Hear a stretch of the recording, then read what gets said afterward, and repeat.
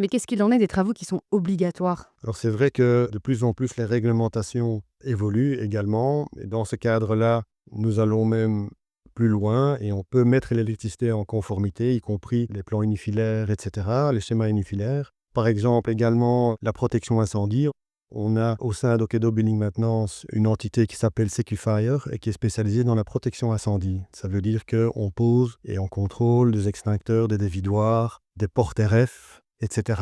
Et donc cette législation-là est aussi en train de changer de plus en plus ces derniers temps. Quels sont les constats récurrents que tu peux observer dans ton métier? Eh bien, on constate de manière générale que déjà au niveau protection incendie, je ne vais pas dire qu'on est rarement aux normes, mais ça dépend des bâtiments. Beaucoup de bâtiments résidentiels aujourd'hui, c'est-à-dire des bâtiments d'appartements, sont rarement 100% en conformité, aussi bien au niveau électricité, mais surtout au niveau de la protection incendie. Protection incendie, ça veut dire quoi? Il ne suffit pas d'avoir des extincteurs, mais il faut aussi vérifier s'il y a des portes coupe-feu qui fonctionnent, des blocs de secours, très important, puisque finalement, c'est pas tellement le feu qui tue les gens, c'est simplement qu'ils n'y voient plus rien parce qu'il y a trop de fumée, et si les blocs de secours ne fonctionnent pas, les gens ne savent simplement pas sortir du bâtiment.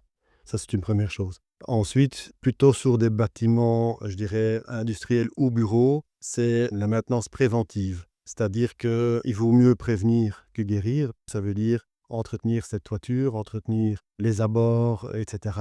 vaut mieux que d'attendre que l'eau coule de la toiture parce que tout est bouché et parce qu'on a mal entretenu sa toiture. C'est-à-dire qu'on a après plus de dégâts, on est dans l'urgence, etc. Une maintenance préventive est la meilleure façon simplement pour entretenir. Ça ne coûte pas plus cher, mais ça prévient énormément de dégâts et c'est forcément plus facile à gérer au niveau des coûts et au niveau du planning. Ça limite clairement les dégâts. Ça limite clairement les dégâts, voire ça les évite. Ça veut dire que moins de discussions avec les assurances, avec les habitants ou avec les gens qui occupent les bureaux. Oui, il existe des plans préventifs, je dirais assez simples. De nouveau, ce n'est pas une question de coût, c'est simplement une question d'organisation.